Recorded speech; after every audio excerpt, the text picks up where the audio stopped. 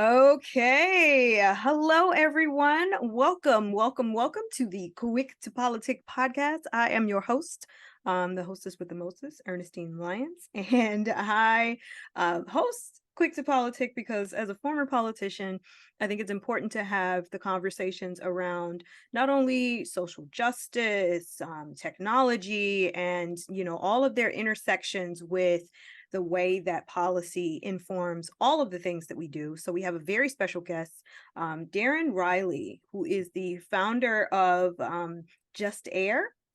And, he is definitely on a mission to build a world where everyone has access to clean air and, just equal access to clean air is his mission. And he's also the co-founder of Black Tech Saturdays. Yeah. So all right, Darren, tell us a little bit about yourself and your company, Just Air, Mr. Entrepreneur. Absolutely. No, I appreciate it. First off, truly a privilege to be, in community with you and the whole community is watching. So excited for this platform and excited that we get the chance to share our journey and story. My name is Darren Riley. I'm originally from Houston, Texas. I've been in Detroit since 2016. So I'm like a quarter, maybe Detroiter, maybe. I figured it out. Just Air, you said it exactly correct. Just Air's whole mission is to make sure that we close the gaps in health disparities around air pollution, right? So when we think about the breaths that we take, some are more quality than others, and that largely has to do with where you are when you take those breaths. So you can imagine on one side of the tracks that may be, all greenery and all, trees and really great atmosphere. And the other side of the tracks, maybe more tracks, more industry, more pollutants that could be affecting the well-being of community members, residents, and families. So how we do that, I won't go too deep, but we provide services that allow people to have real-time access to the information minute by minute on what is the air that they're breathing. Not only access, but also awareness. What does that mean and what you can do to make sure that you have your best foot forward in the air that you're breathing. And then lastly, having all that information, we really want to move from just data for the sake of data, but data for action. So how can this data be used for policy, informing policy, enforcing policy? So again, going back to our mission to make sure we close the gaps in the air that we breathe. Yeah, thanks so much. Yeah. Well, that's definitely beautiful. And, I know that I think air quality control and air conditions have been a hot button topic right now. Just for all of you listeners out there, Darren was recently featured on CNN and, he was just talking about how, environmental justice is a social justice movement where, mostly Black and brown folks are, going to be the ones near the factories with the highest emissions. And he was definitely, showing that Detroit has talent and, that Detroiters are working on amazing new technologies that are really going to revolutionize how we take care of each other. So, in the interview, you sort of mentioned that city officials can have access to the data and the metrics that your tech measures and the tools that they capture. And so then they'll be able to see what's going on. And, the purpose of my podcast is really to look at the intersection of how policy informs just about everything. And so, what are your hopes for more cities being able to use this technology to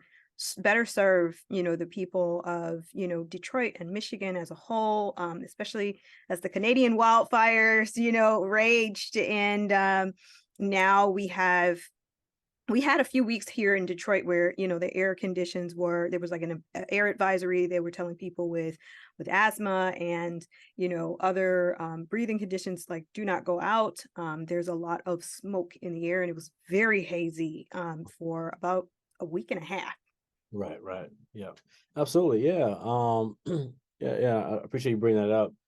I think before I get into what politicians and what legislators can do with the data, want to speak a little bit more on that. The fires, what it highlighted, right? One, it highlighted that air quality is a real issue and climate change is really going to impact everyone, but most of all, it's going to impact those who have already been impacted. So you imagine, I use the analogy of like a glass of water, right? And that glass of water, one neighborhood is maybe three-fourths full, right? in another neighborhood, maybe an empty glass. And so this forest fire is dumping a bunch of, more water in people's cups. And you can imagine the communities that their cup is already almost run over, having extra pollutants in an environment. This makes due for even worse situation. So while the forest fires were really a regional, actually global event, it really highlighted how overburdened communities are just even further burdened by the changes of climate, right, that we talk about. Now, to your point on how can policymakers and legislators use our data for public good and think about how this platform can actually move the needle. There's two.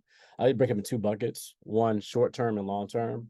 Short term is the behavioral changes, right? For example, the fires are going around. What are some quick tips and communication channels where we can make sure that people residents are, one, made aware of the data and information at a reasonable time, right? And two, are able to act on that, with what's around them. So, not everyone can perhaps turn on the AC unit on their car or in their home, right? So it really might be tough to shut the windows. But hey, maybe there's an N95 mask that people can wear, right? So how do you make not only the data accessible, but give real intervention tools and tips so that we have a community that can protect themselves and have the tools to do so? And that can really make a total difference. If Tommy is going out to go to football practice on the worst day of air quality, that can exacerbate some issues that he may have yet to develop, or even give him a greater probability of developing those issues, right? Like asthma, COPD. And then the long term is really policy. That's the North Star, right? You think about cumulative impact law. That's a policy that's been, I believe, passed in New Jersey, Minnesota. There's been conversations about it. But ultimately, we call them fence line communities, communities that are on the fence line of polluters, zoning that's historically. Finish line? Sorry to cut in. Sorry. I mean, call them fence line, like a Fence fence line. Okay. communities that are really on the border of industry and pollutants, trucking traffic, you name it, right? And so what we can do is have, one, data and information and reporting that is of quality and easy to report, great processes, but two, have uh, law that actually can enforce. Say, hey, you can't apply the air quality permit, or hey, this community's already had 10 times the amount of air quality permits and dangerous toxins within their community than this community. We got to stop burden them. And that's something that happens at the policy level. So those are long-term goals, and first it starts with the data. But the good news that, with JustAir's tools, we can do something right now, right this minute, and really give power to people, give people that information so they can protect themselves and their families in bad events. Well, you know what? I'm going to be making sure that all of our, lawmakers, and next time I run for office, we're going to be making sure that these are tools that we realize we have at our disposal. I think Michigan Municipal League should be, really encouraging their communities to adopt technology, particularly with Darren, and give him a contract, and just make sure that we're particularly like downriver and areas around a lot of heavy manufacturing. So yes, definitely. But I guess I'm asking about, the instruments, and can you explain the tech to me, like the sensors, Absolutely.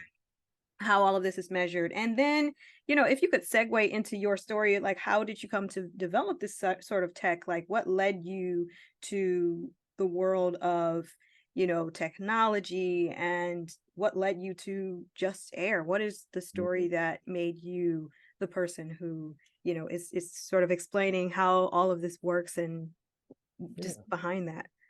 absolutely. Yeah, no, great question. So the first, at a high level of technology work, it's the end goal. Let me start with the end goal of Just Air. They give context of why the technology stack is the way it is. The end goal of Just Air, it really isn't about what monitor it is, as long as of quality. It's not about what data comes out, as long as the quality is informed. It's what information and what can you do with the data. So, start at the very top. I want to get to a world where my grandmother can pull up an app, pull up the Just Air app within, a quick minute or so, not even that, right? Recognize what's going on in the community and what they can do about it, understand the terminology, et cetera. So that's our whole focus. We're so obsessed about the real in game. We can just put up monitors all over the place and say, oh, we got monitors, data's there. Like, but no, we got to really drive constantly with our product to make sure that there's action being held and that we're actually closing the gaps. We shouldn't exist if we're just data for the sake of data. JustAir should not exist if we're just putting data out there and nothing's happening, right? So I want to start with that. That's the end goal. How we do that, right? It gives context that we're monitor agnostic. We use different monitors, monitor companies. Some monitor companies may go out of business. There may be new technologies that advance. So we want to behold ourselves and do injustice to the community by building our own monitor and manufacturer and saying, hey, if you're going to use JustAir, you got to use our monitor. We may not have the best monitor. So I think the flexibility of our supply chain, and we have amazing partners throughout the globe who supply us with very high quality instruments to make sure that we meet the needs of the community, right? If we're measuring a pollutant like SO2, why would I have a monitor that's built to measure NO2, or these are pollutants, by the way, or particulates. We need to make sure we get that monitor. And so we built our model, again, all aligned to meet that end goal, what the community needs and make sure the community is receiving benefits in action. In the middle of that, right? So you got the community, you got the end user, and you have the hardware. In the middle of that is our algorithm, our platform. So our platform is taking that data in real time from different monitors, normalizing it, making sure, cleaning it, make sure it's quality, and then using our contextual algorithm to make sure that the insights are delivered. So it's almost like a factory, right? It starts with the hardware, getting sensors, getting data, come here, massage the data, make sure it's normalized, make sure it's of quality, and then the output is to get to the end user so that they can go about their daily lives and have confidence that they're going outside to a healthy world, right? So yeah, that's probably the best I can explain the high level of our process and technology. No, Um, no, I think you broke it down in a way where it's just, we can really kind of visualize it, and you right, used a assembly line analogy to kind of, of course it's Detroit, so everything, relates back to an assembly line. But right, right. I know that when I first met you at Black Tech Saturdays, and I think also through Courtnetta Lane before that, I was really fascinated by the backstory of, you living in Michigan, and, what really led to you, just developing asthma and then becoming someone who became a champion for air quality and environmental justice. Yeah, absolutely. Yeah, happy to share that. And so yeah, again, back to the mission that we're talking about around informing public, making sure we have action is literally came from, the experience that I've had, well, personally and professionally. So on a personal side, I got diagnosed with asthma in 2018, right? 5 years ago. My whole life had no issues. I'm originally from East Tech. I think I mentioned that. No issues breathing, and played basketball through college. No issues. I love that sport. And so when I was gasping, I remember the period I was wheezing, coughing. I was like, I'm not out of shape. It was hard to sleep. I was like, am I sick? What's going on? And I got a test, and just over time, and probably for a long time, I was struggling to breathe and just not understanding that that's what the underlying illness is, right? And I feel like I'm pretty, probably not the most proactive as I should be, but I think I'm pretty, thoughtful about, my just medical, understanding and intuitiveness of what's going on in my body, and so that's insane to think about. Like, imagine folks who are working two jobs, putting food on the table, going through the illness and may not be diagnosed. There's so many undiagnosed children. There's so many undiagnosed elderly, vulnerable populations that are not even dealing with that disease and still in an environment where they're having that impact, right? Right. I They say, just think that this is just how it is, and I'll just deal with the difficulties of like breathing. and that's the point. That's the point. We're talking about life expectancy, right? Right. You're literally shaving off years of your life by scarring your lung tissue. And one of the huge pillars of my life, fortunate, unfortunate circumstances, my father, given that, he was incarcerated, when I was 5 years old, and, grew up in an environment, a lot of different environmental forces, right? Talking about, in Baisley, Queens projects, smog, right? He grew up having asthma, but didn't know what it was, right? Not really educated on it. Poverty, you layer on layer, all these environmental things that are making him become the man that he became, right? And once he got out, understanding his experience of dealing with that, understanding that he was a product of his environment, that always stuck with me, when that happened, but also being diagnosed with asthma when he got incarcerated. So he didn't even know he had it, but knew he was struggling and having asthma attacks. And as he would say that his uncles would say, "Hey, sit down, drink some water," right? There's scarring your tissue, and he went to the ICU around 2014. And so my relationship with him was definitely it brought me closer, honestly, getting to understand what he was going through, being in a asthma induced coma in 2014 for 2 weeks, not knowing what life is going to take him. Right? It's unfortunate to go through that, but I think about those stories and those narratives, or just a little 2 weeks ago, a kid died from asthma in my neighborhood. Right? So you think about these stories, and I kind of get chills, but it's like we can't tolerate it. What's our worth as a community? What's our worth as a human being?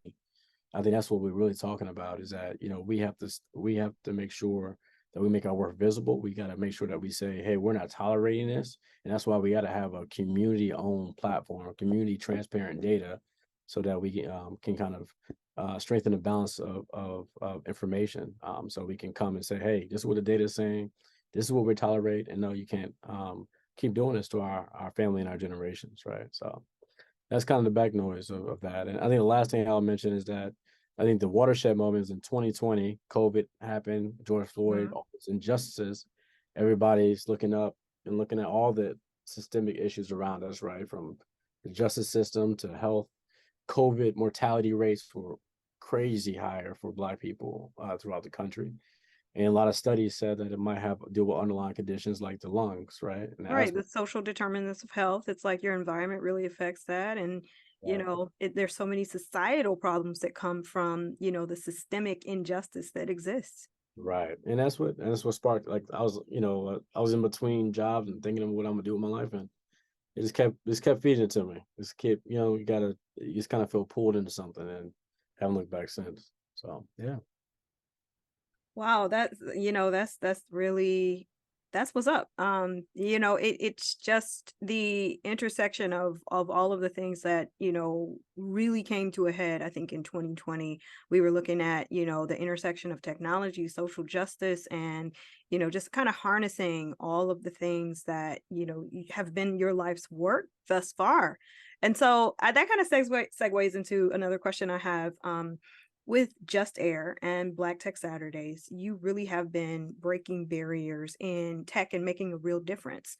You're making a difference in the community and the environment with the environmental advocacy that your company does, and the work, the real tangible output that you get from that.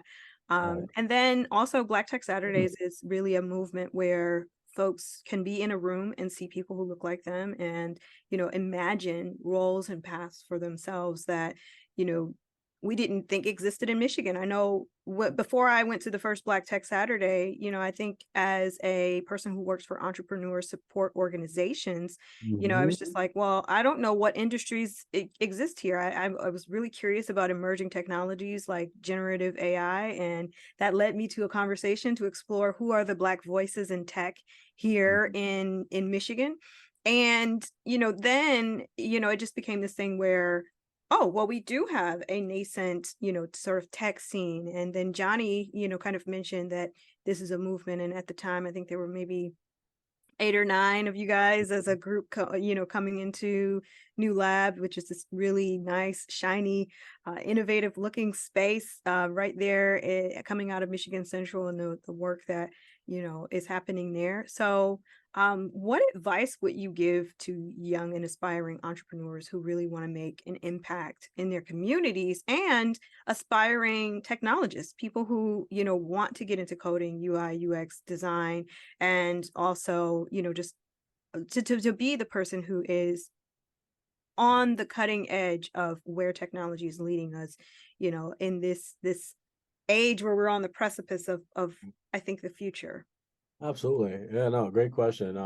Also huge shout out to Johnny. I don't know, has he been on the podcast yet? He has, yes, What's yes. up? So I got him on the podcast, and we're really happy to have him.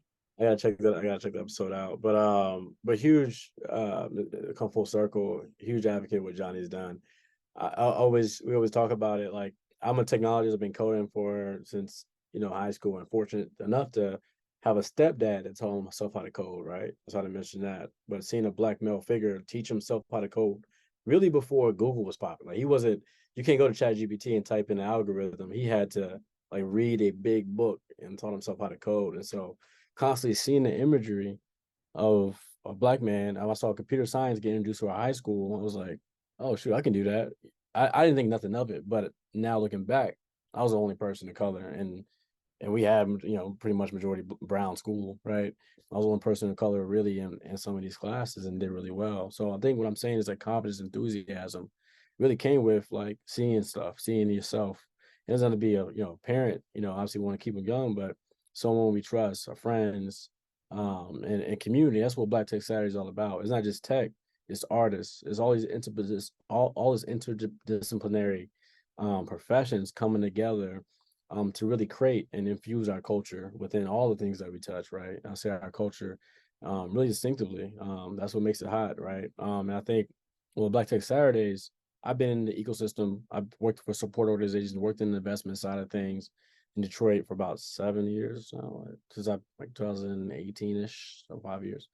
And 17. But my point is I've never felt that energy that we feel on Saturdays. And you know it. Like you come in there, you feel welcome. You feel like you can be vulnerable. You feel like you don't have to like walk around with your chest out, like, oh, I got everything, even though Right, right. the I mean, whole I'm the yard's definitely on that fire. stodgy person who's just like, yes, Right. I'm just professional. But then I walk in and I'm just like, Yeah, it's just it's like like I a can it's like just a be. barbecue, right? Hmm. And there's not a lot of spaces intentionally for us, and so having a space that's why we have to.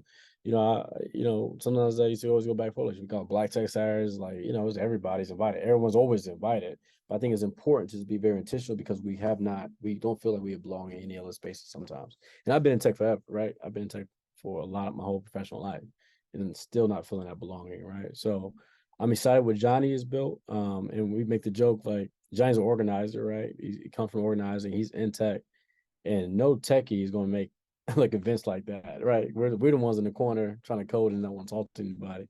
But having someone like Johnny really pull our community together. And the last thing I'll say is move us from that crabs in the barrel mentality, that scarcity model, that Yep, yep. model. Like it's an abundance of opportunity, Hmm. money, problems to be solved, culture to be shared, and like him sharing that energy, I'm getting chills. Like that, him sharing that energy is like what keeps me going at night. It keeps all of us going, right? And sharing all of each other's wins. So I'll say my first advice: find a community. If you're in Detroit, you better be at Black Tech Saturdays.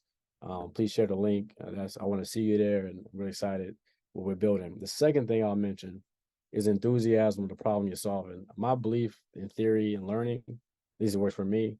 I need to be enthusiastic about the problem I'm solving. If I was coding let's say I can't cook, but if I was coding a chef app that using AI to make, I don't know, recipe, I don't know, right? It's hard to get up There at would be 6 no a.m. passion behind it because it's like Exactly. I cook to eat and to survive. I don't like my little sister's a chef. She's Yeah. like, "Oh, this is the sauce, this is the base, this is the, reduction. It's not a sauce." And there's an art to it. And then she Mhm. plates everything. It's a term Right. plating where I'm just like, Mhm.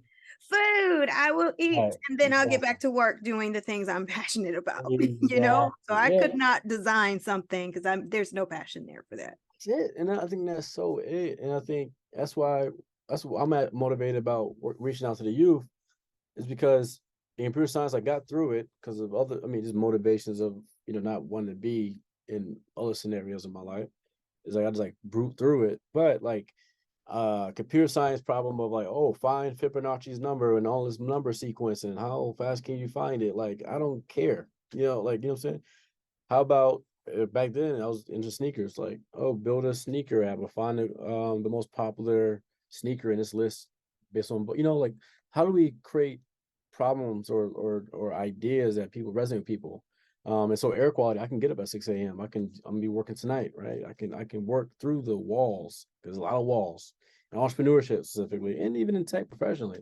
So I think people who are jumping into tech, don't be discouraged. And I think one, people who jump into it actually I would prefer to hire someone who came from something else and jumped into tech because tech is you can learn tech and then ChatGPT it's like everything, but we need like more humanities, more culture, more human to human. Tech is a support of that, and so I think it's I still to say is that finding problems that we're enthusiastic about. We got a lot of them. We got a lot of them in our community. There's real value there, and that's what Just Air's mission is really prove that as a use case. I think there's so many underrepresented problems that often don't go solved because the funding or people who can fund don't feel that problem. So that underrepresented problem is going to be solved by underrepresented folks like us. So yeah, I'm excited to be included. I definitely agree, and I do think that in Michigan as a whole, I think there is a problem with people who funders don't invest in something that isn't automotive, and we do not have a diversified economy here. And so I really think that that is something we have to change. And so your advice is, find a community, and then, with confidence and enthusiasm, get to work with solving the problem that you're passionate about. That something that really resonates with you, and just get out there and be in that community to get that mentorship, to get that sense of, I can do this because I see that Neil is doing this, or I see that Johnny is doing this, or I see that Noel is doing this. And so it's a beautiful thing. Or Cornetta, or I would need to throw out more. We need more women in tech. One, so in these spaces, I do think that that's something that people thrive where they see that there are examples, where Mm, they can imagine themselves. And absolutely. so I do want to, um, one of the last questions is, you know, we always try to ask our guests here on Quick to Politic, how do you see the political landscape changing or not changing with respect to environmental issues, and what role do you see Just Air playing in this evolution? And then throw in, like, what's on the horizon, what's the future look like with Just Air in the equation? Because Just Air exists, we now have X, Y, and Z in 2030. Absolutely. Yeah. I appreciate it. Yeah. So I think the land so we work with a lot of grassroots organizations, our frontline communities, and the mood music is that, be very blunt. I can see how people can be discouraged, from the political system because they don't feel the change, they don't see it. Right? There's a lot of money tossed around from the government. Do people really feel it? Do they feel a change in their life? Do they see the investments? Right? I think that's something that is lacking, and I think that um, a a motivated political body, rather motivated through anger or discontent, hopefully is motivation and that point to change things, and not motivated from a point of disconnectivity. So we want to make sure people still stay engaged, which is another piece of what Just Air is trying to do, is keep people engaged about the air quality, air that they're breathing, keep it a topic, top of mind. So when they go to the voting system, we have a platform and we understand, what candidates are really not just saying it, but really about it, right? So and that kind of leads into the second point is yeah, Just Air is here. We say that we want to be a generational partner. We mean that. We're not just going to fly in and put our monitors up, you don't see the data and fly out, right? And give you a research paper. No, we're here with you. We're working with you. We want to solve the problem. And I stand by, and I said this to my team, to us, to a board and everybody, that, hey, if we're sitting here and we're not closing gaps, we shouldn't exist. So intentionally, we got to make sure we're closing health gaps. And so that leads to the final thing. 5, 10 years from now, I want to be able to see that some of the communities that we work with look at the data, census tract data, data from before we came, and the work that we've done, the legislation that passed, the behavioral change, the top of mind, the protection, and look at the data at that point, right? And within that window, I want to see, changes. I want to see less people going to asthma, more people caring and being thoughtful, people not dying early for underlying conditions having to do with air quality. What I'm really speaking for is hopeful, and we'll get there. It's hope for a better future, to make sure no matter where you live, where you work, where you play, you got equal access to clean air and a better life. And we stand by that. We're gonna make it happen. Wow, that's beautiful. And I love the quote that if we're not closing the gaps, what are we doing here? And so with that, I just want to thank you so much for being a part of Quick to Politic. And where can our listeners get involved and support the mission of Just Air? Yeah, please. I could send our link, but justair.co.co. Mhm. Um, feel free to sign up for our newsletter. We have a newsletter actually going out tomorrow. share with partners, people who you think might be interested in your network. That's how we that's how we get connected. That's how we get brought in or pulled in to cities, or even cities and places we're working with. That's how we know where to put our monitors. So when a concerned citizen is saying, "Hey, I wanted to know more about my air quality," we keep track of that. We keep that in our mind. If we can't do something now, and when an opportunity does come, we want to make sure we prioritize location. So yeah, please fill us up with ideas. We're a community platform. Everything that we built has been community centered design. So every tool, the texting platform, the organizational tools, and everything came from community members voicing what they want of our platform. So yeah, please reach out. I'm accessible, and please come to Black Tech Saturdays. Love to see you there. Yes, yes. So we love to see you there. And so we can't wait to see what happens with Just Air. And so thank you all of the listeners out there. And thank you for viewing the playback of our podcast recording for all of you on YouTube. So remember to like, comment, and subscribe if you like not only political content, but international content that, where you're interfacing with the world. And if you're interested in being a global citizen and learning interesting languages like Karakalpak, which is spoken in Uzbekistan, or Wow, Zulu can't say in San Rosa. that. So yes, we teach all the less commonly taught languages and profiles of different countries around the world. So thank you for listening, and you can also stream the podcast wherever podcasts are streamed. That's Spotify, Apple Podcast, and all the rest. So thank you again to our wonderful guest, Darren Riley of Just Air. And thank you for being a part of Quick to Politic. Awesome, thank you. I'd love to be here again at some point. Thanks so All much. right. Awesome. Awesome. Can't wait to have you again. Awesome. Take care.